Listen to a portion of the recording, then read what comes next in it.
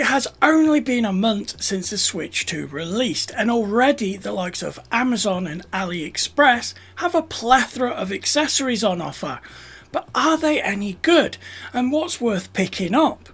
Well, of course, I can't review them all, and just a quick disclaimer, I was sent all the products in this video for free, but none of the companies will get to see the video before it goes live, and of course my opinions are my own. So a quick overview. We have a case, a USB-C charger, a dock, a controller, some Joy-Con grips, a Joy-Con charging dock, and last but not least, some custom hand-painted Joy-Cons. So we will unbox each one, going over the features and design. And of course, my opinions, and if I would honestly buy them with my own money.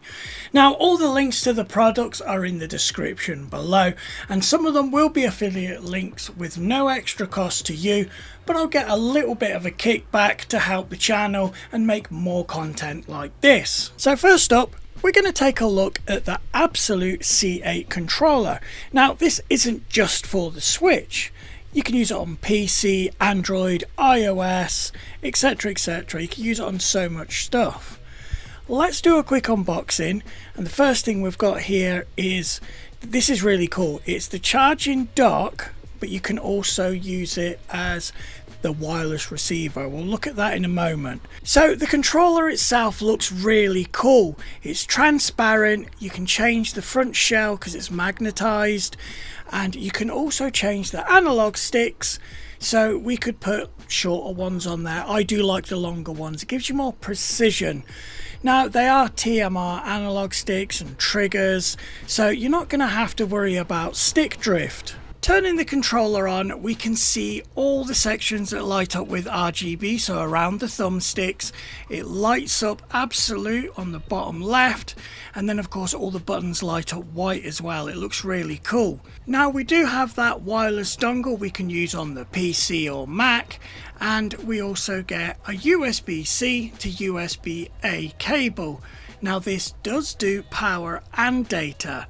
But why does it do data? Well, if you take the dock and take the bottom off, you will see a USB-A port and then a USB-C on the back. And what this is, it's USB pass-through, so you can put the wireless dongle into the bottom of the charging base, and then you only use one cable going to your PC, if you're using it on the PC, that is, rather than a power cable going to it and then having to use another USB port on the PC. So the ABXYLUTE C8 controller. You might have seen this controller in the PS2 Classic video I released.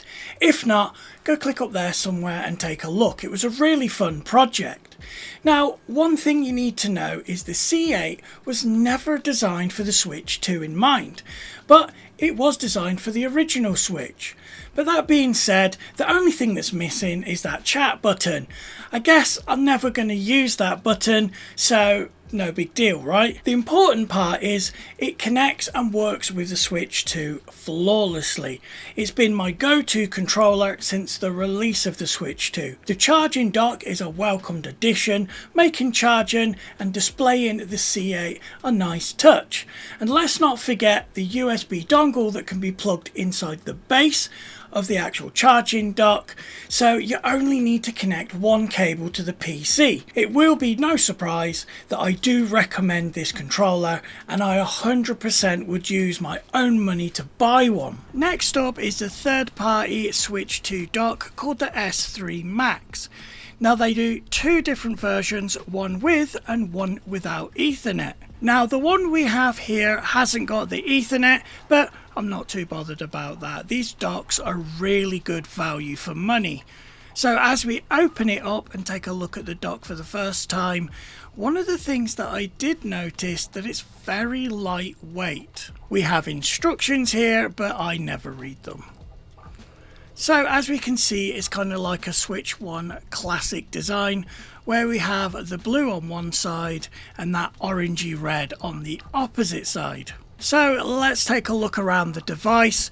As we can see on the top, we have that USB-C port, and in front of that is an LED. We have a HDMI, and that's going to go to the TV. We have a button, so you can switch between HDMI out or the actual switch screen. We have a USB-C power input, and then 2 USB-A ports. So let's grab my Switch and connect it to the dock, and it does go in there nice and secure. It doesn't sort of cover up any vents, and as you can see, it works absolutely perfect, just as you'd expect it to with this AOC monitor. It does have built-in speakers, 1080p, and it just works flawlessly.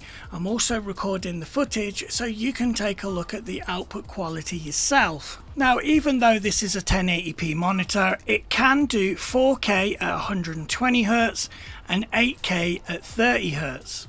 First of all, let's talk about the price, because it's super cheap, great value for money.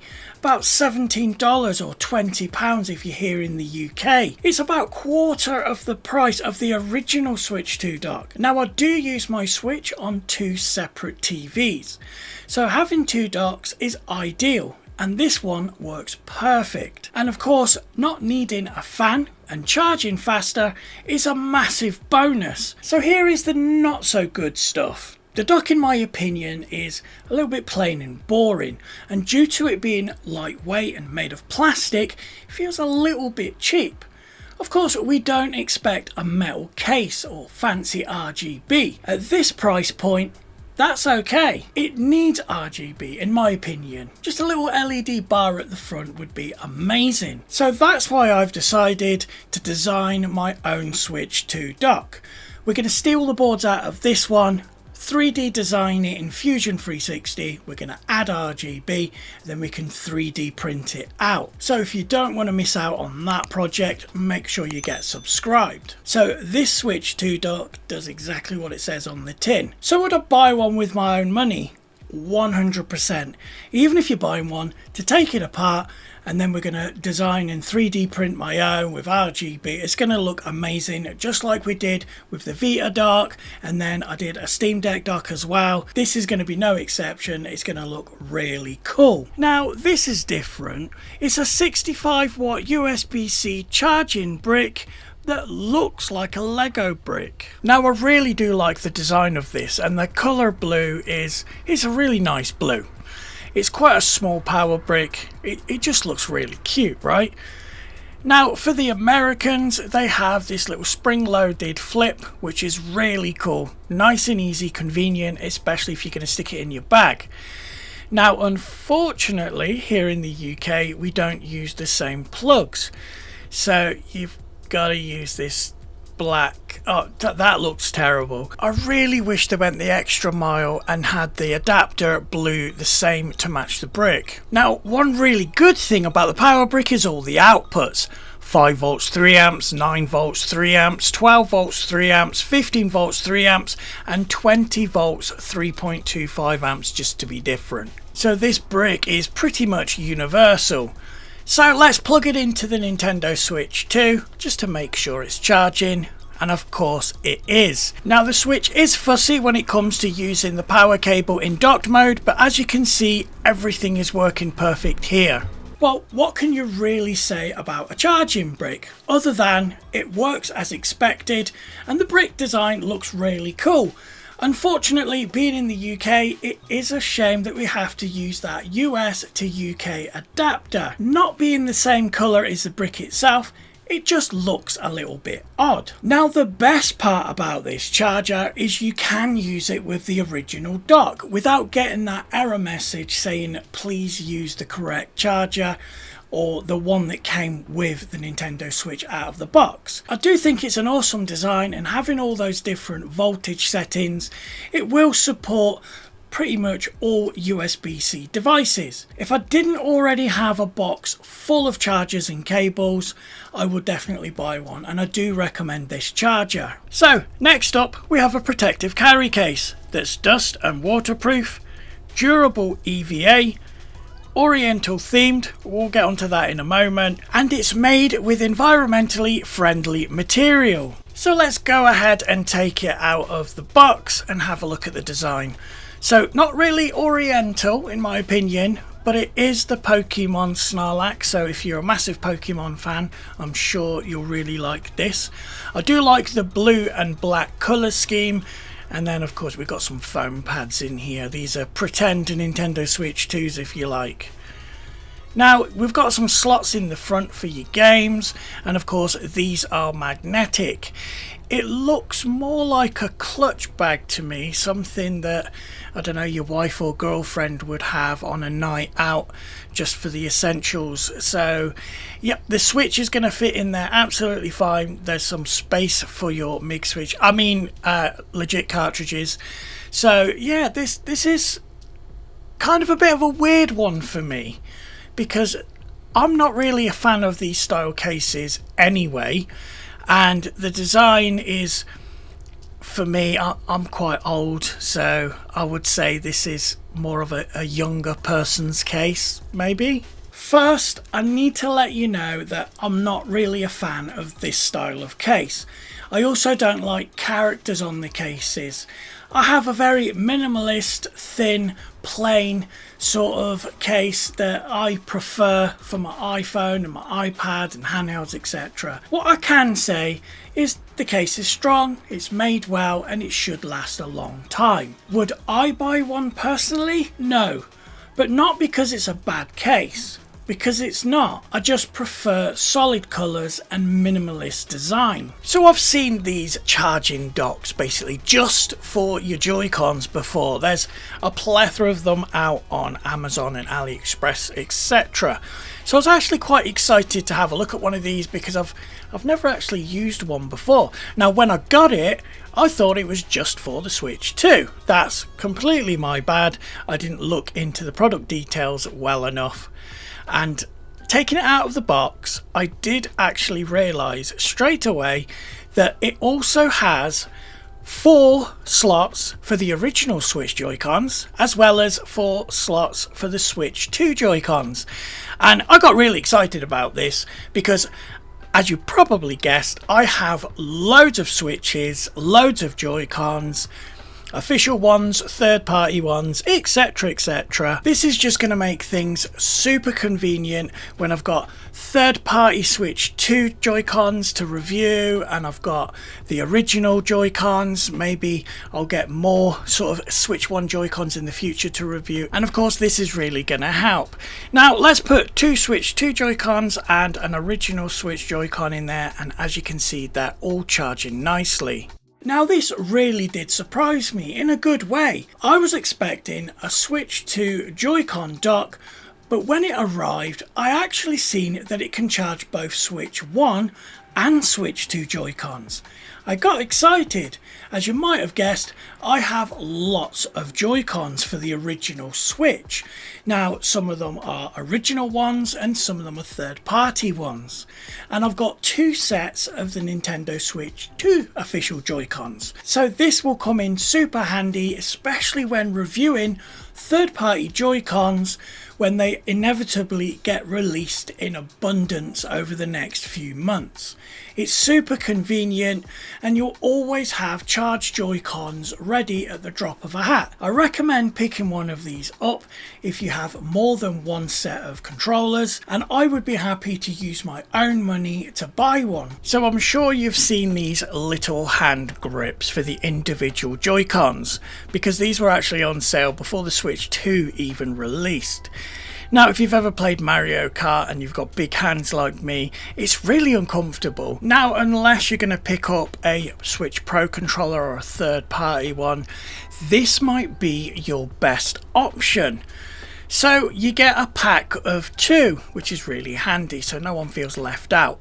And these adapters are really cool, so you can actually use the original Switch 1 Joy-Cons in these grips as well. So as we take it out of the box, the first thing I noticed is just how nice the plastic feels in your hand. It's kind of that soft, rubbery texture, but it's nice and smooth as well. The triggers feel really nice, and to put the Joy-Con in, it's just a case of slotting it like so. and it does make it a lot more comfortable. I've been playing Mario Kart with this. I've done a few races just to make sure that the comfort level was basically improved, and I can say it improved quite a lot. So if you've ever played Mario Kart with a single Joy-Con, and I have big hands, they end up hurting after a few races. The grips are easy to insert and remove the Joy-Con and do feel really nice in the hand, making gaming so much better, and of course a much cheaper way to play Mario Kart with a friend. So I do recommend picking up a set, but only if you've got one set of Joy-Cons that came with the Switch, for example, and you don't intend on buying any more. So for me personally, having an abundance of Joy-Cons and Switch Pro controllers and third-party controllers, this is just not something that I would personally spend my money on. Now, if you're an avid watcher of the channel, you probably recognize the name SKINPIXEL. So what SKINPIXEL does is he hand paints and customizes Joy-Cons. Now this set is called Voltage Drop, they're purple, and everything else is black. It looks really cool. Now this set is called Coral Bay, and it's slightly different. There's not as much painted here, but I really do like those accent strips down the sides. The next set is Galaxy Dust. It looks amazing. Purple to black with white fleckles. It looks like stars. Now if you're a fan of nostalgia, then you can get the ones painted just the same colour as the original Nintendo Switch.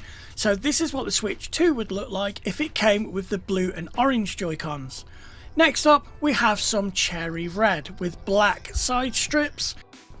And last but not least, my favourite, the Game Boy Advance inspired ones that are purple and grey. These are the ones that I now have, and they look amazing on the Switch too. Now of course you don't have to choose any of these 6. He will basically bespokely paint Joy-Cons anything that you want, and they look way better than the originals. So the custom hand painted Joy-Cons from SKINPIXEL. I do have the Game Boy Advance inspired set of Joy-Cons, and I absolutely love them, especially the fact that you can't get third-party replacements yet, and when they do, thousands of people will be buying the same design. But with SKINPIXELs, you probably have more chance winning the lottery than bumping into someone with the same shell design. You can also have custom one-off designs.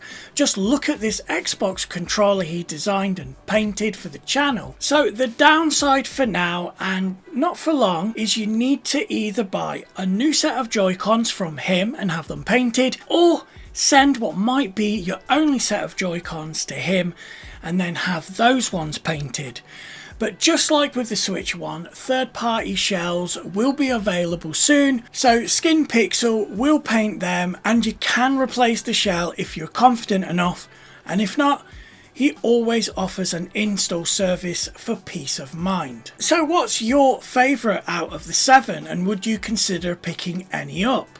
Let me know in the comments below, and of course all the links to all the products are in the description below. So that about wraps it up for another video. But if you enjoy my content and you want to see me design that Switch 2 dock, please consider liking the video, smashing that subscribe button, and don't forget to hit that bell icon so you don't miss any future content. I'm JP, and as always, I'll catch you in the next one.